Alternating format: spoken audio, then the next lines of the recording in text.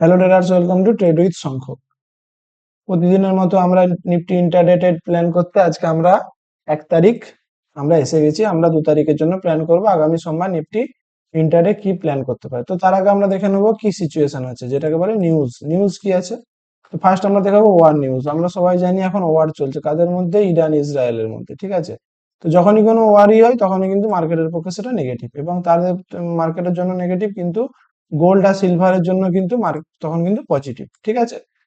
তো তার যাই হোক, তো আমরা কালকে মার্কেটে কি হতে পারে সেই বিষয়ে আলোচনা করব। তো আমাদের উইকলি ক্যান্ডেল ক্লোজ হয়ে গেছে, আমরা উইকলি অ্যানালিসিস করেইছি মার্কেট কিন্তু কোন লেভেলে আসতে পারে। এই যে মার্কেটের যে সাপোর্ট আছে 25,000, এই লেভেলে কিন্তু মার্কেট এবারটি রিটেস্ট করার জন্য আসতে পারে, ঠিক আছে।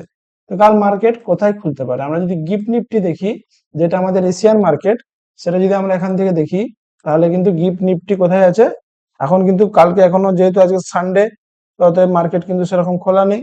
তো যাই হোক, গিফট নিফটি এখন 25,375 কিন্তু ট্রেড করছে, ঠিক আছে। আর আমাদের মার্কেট কোথায় আছে? 25,178।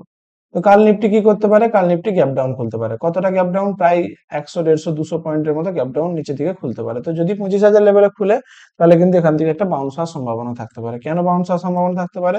আমরা যদি পিসিআর দেখি, পিসিআর হচ্ছে 0.46, যেটাকে বলে মানে কি বলবো, ওভারসোল্ড জোন। আমরা যদি এখানে একটা ইন্ডিকেটর লাগাই RSI, ঠিক আছে, যেটাকে আমাদের রিলেটিভ স্ট্রেন্থ ইন্ডেক্স, সেটা কিন্তু আমাদের এখনো 40 লেভেলে ট্রেড করছে ডেইলিতে, ঠিক আছে। তো এই যে এখানে যখন ট্রেড করেছিল 30, এটা কত লেভেল ছিল? 24,800। এবং আমরা যদি একটা জিনিস দেখি 24,800, এটা কিন্তু একটা ওভারসোল্ড জোন। অর্থাৎ মার্কেট কিন্তু যদি কালকে 1% ডাউন খুলে, সেটা কিন্তু আবার ওভারসোল্ড জোনে এসে যাবে। তখন এই লেভেলটা কিন্তু ওভারসোল্ড জোন, এখান থেকে কিন্তু আবার মার্কেট উপরের দিকে ওঠার চেষ্টা করবে, ঠিক আছে। তো যাই হোক, আমাদের এখন RSI কোনো কাজ নেই, আমরা এখন প্রাইস অ্যাকশন দেখবো। ডেইলি ক্যান্ডেল কি বানিয়েছে? Daily candle bearish candle. Overall structure কিন্তু মার্কেটে নেগেটিভ, এই যে মার্কেট এইভাবে নেমেছে। তো কালকে যদি এইভাবে নামে, এবং সেটা কিভাবে নামে, মার্কেট এইভাবে একটা চ্যানেলে চলছে, এই ছিল, এই যে এখানে একটা চ্যানেলে চলছিল মার্কেট, এখান থেকে একটা চ্যানেলে চলছিল, এই চ্যানেলটা ব্রেক ডাউন করেছে। তো মার্কেটের করতে ফার্স্ট টার্গেট কোথায় থাকবে?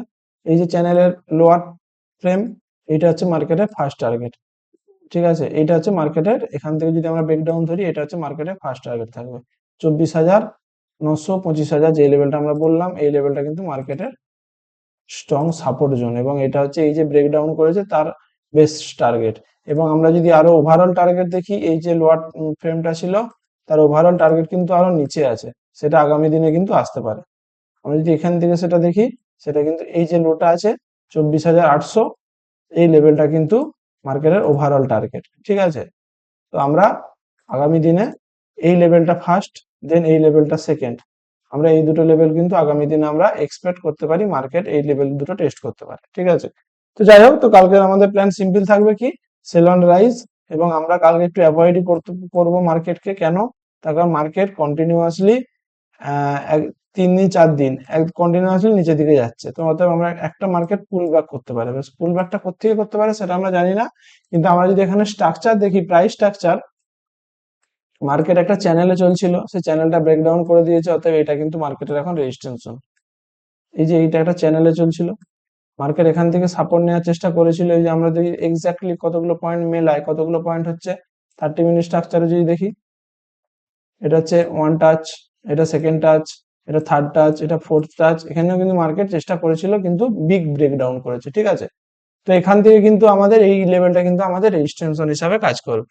এই যে ট্রেন লাইনটা আছে, এটা কিন্তু আমাদের জন্য কম বেস্ট হচ্ছে রেজিস্ট্যান্স। তো মার্কেট কি করতে পারে?